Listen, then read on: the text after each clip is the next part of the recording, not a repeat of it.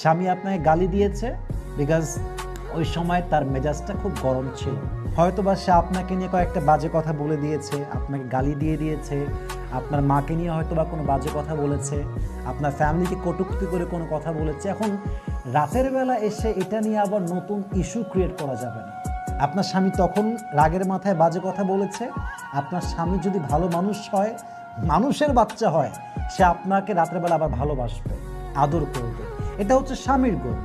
So স্বামী রেগেছিল, কিছু বলে দিয়েছে, চুপচাপ থাকবেন, সবর ধারণ করবেন। দেখবেন স্বামী যদি আসলেই স্বামী হয়, সে নিজেই সরি ফিল করবে, আবার ভালোবাসবে, আবার সংসারে রান করা স্টার্ট করবে। কিন্তু স্বামী আপনাকে সকালে আঘাত দিয়েছে, আপনি সারাদিন প্ল্যান করলেন, আজ তো হাম তুমে দেখ কে হি ছোড়েঙ্গে, তোকে আজকে দেখে নিব, তোরে আমি জেলের ভাত খাওয়াই ছাড়বো, আজকে তোর বাপের কি আর আমার কি, তোকে দেখে ছাড়বো।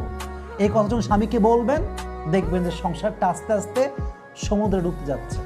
না, এটা সিস্টেম না।